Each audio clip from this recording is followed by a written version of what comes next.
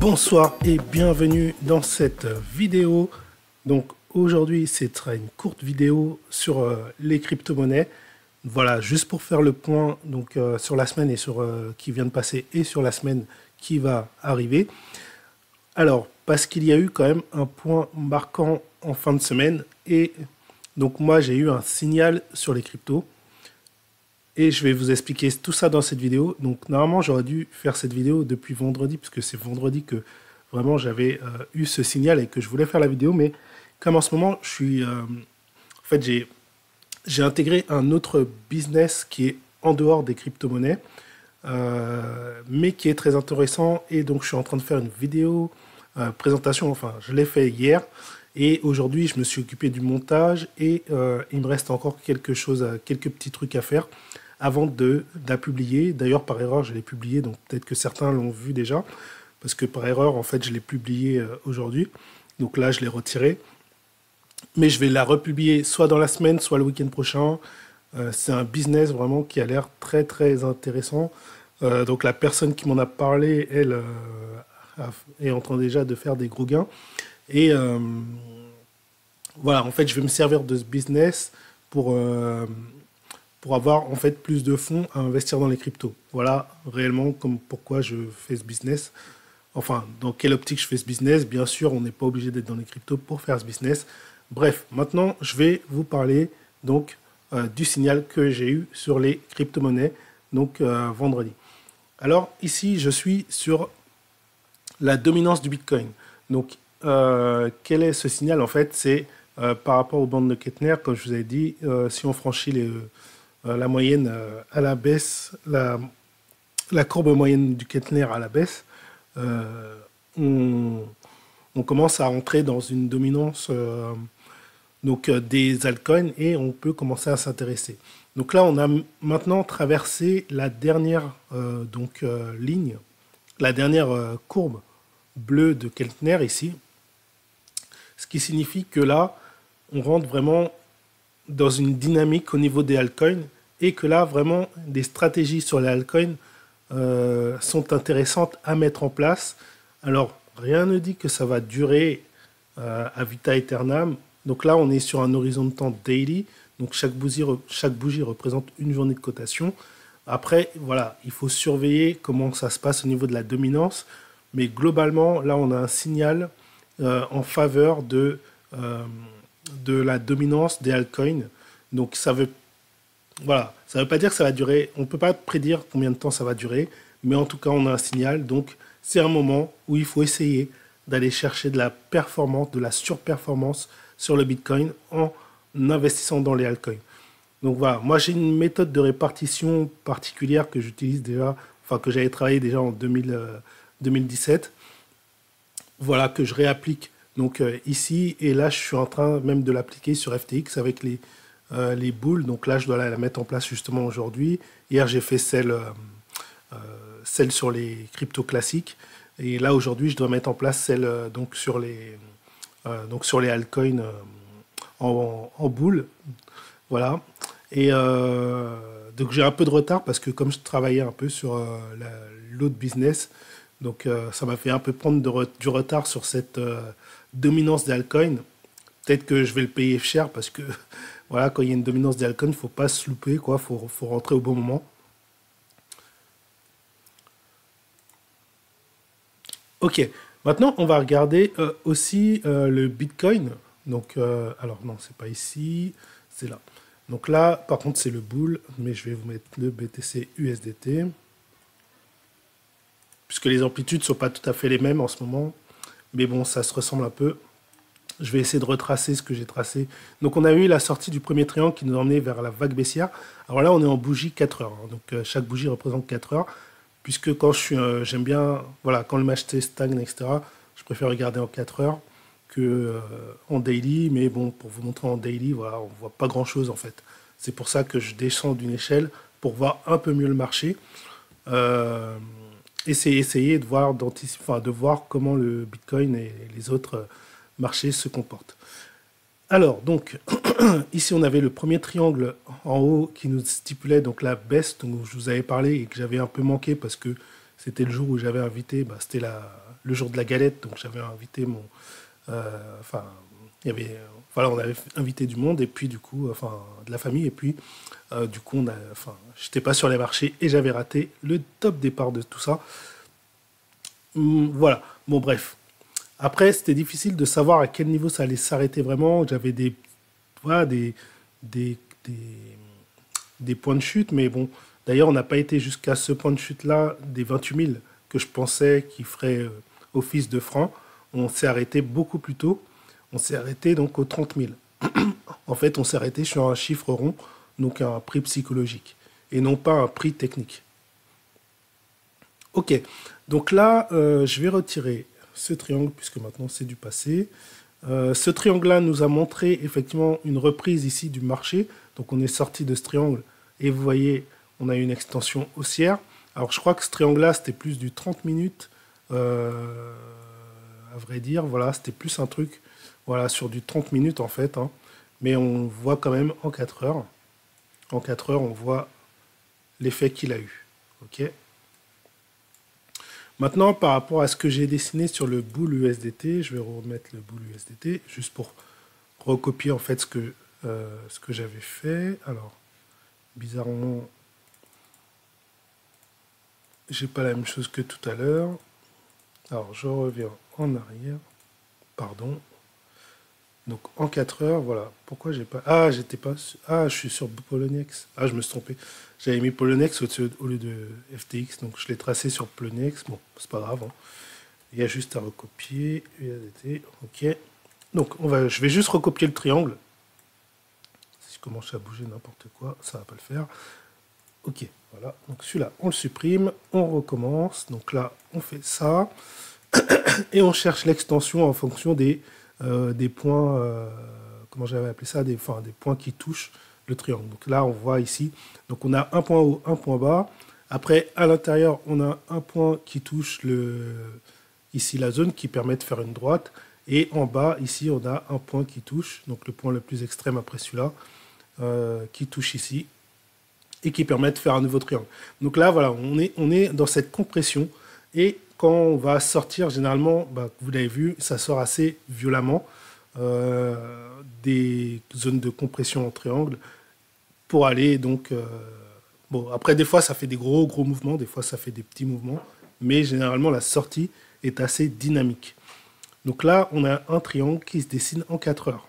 Donc sur un horizon de temps plus long, ce qui veut dire que c'est d'ici quelques jours, voire peut-être la fin de semaine.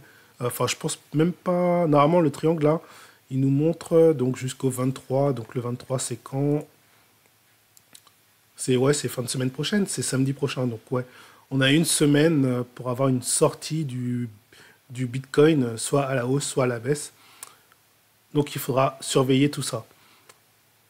Ok, voilà un petit horizon d'observation pour le Bitcoin. Donc en ce moment, dans cette zone de compression, il ne faut pas trop prendre de décision. À moins que vous descendiez en échelle de temps, par exemple 30 minutes, et que vous repériez en 30 minutes des figures, par exemple comme les triangles, dans lequel cas vous pouvez jouer des mouvements court terme si vous êtes trader.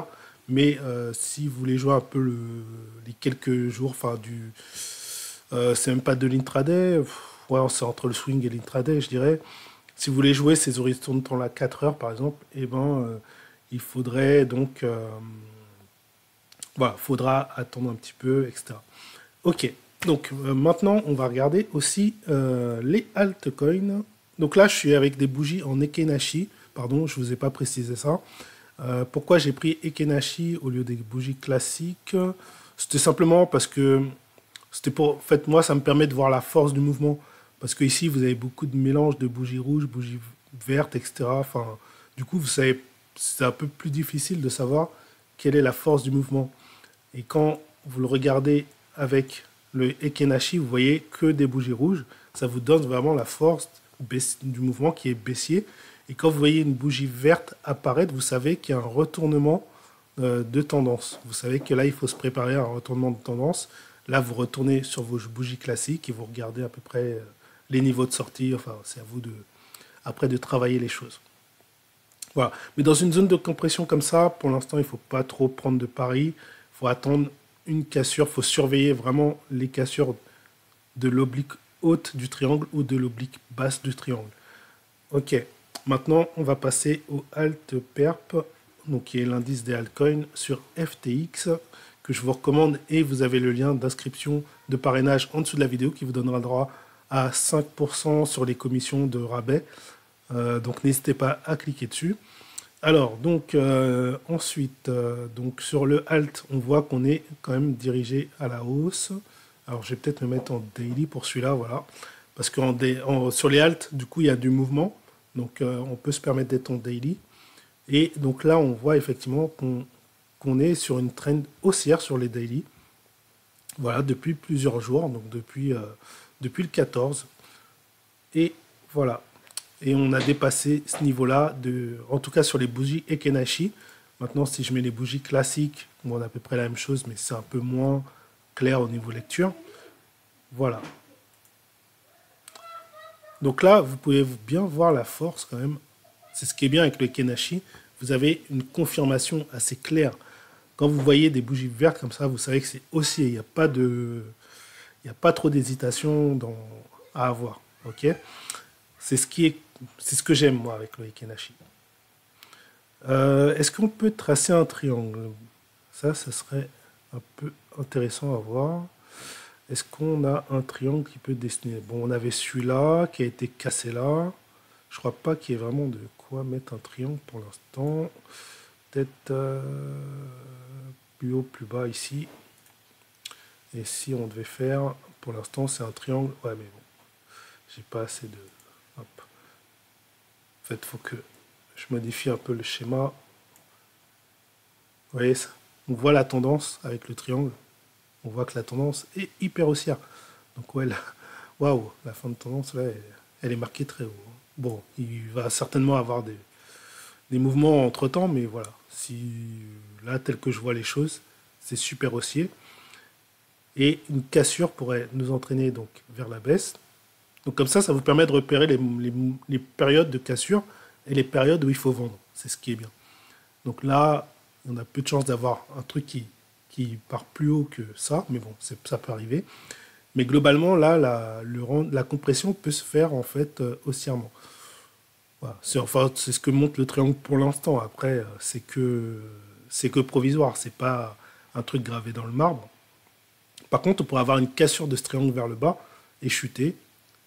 Voilà, donc ça pourrait nous montrer les points de cassure, les points où il faut vendre. ETH PERP. Ou ETH USDT. Hein. Je pense que j'ai déjà... Non, j'ai rien tracé sur le ETH USDT non plus. Bon, bref. Qu'est-ce qu'on a? Donc un peu comme le alt, sauf qu'on est moins dynamique que le alt, parce que l'ETH a pris l'avance au niveau des alt.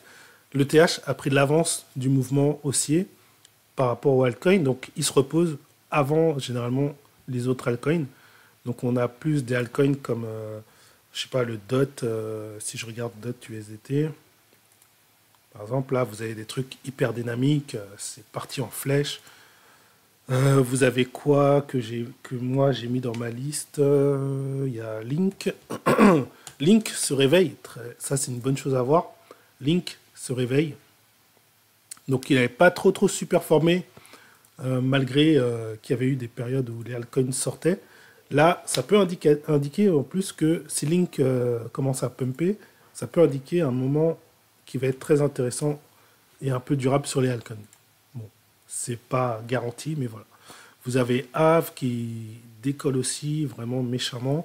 Ah, vous pouvez les comparer aussi au Bitcoin, puisque l'intérêt pendant les périodes de domination des altcoins, c'est de gagner plus de Bitcoin. Donc généralement, voilà, ce que vous pouvez voir, c'est que là, depuis quelques jours, on surperforme le Bitcoin, puisqu'on a plein de bougies haussières. Après, donc je vais mettre le DOT BTC, tiens.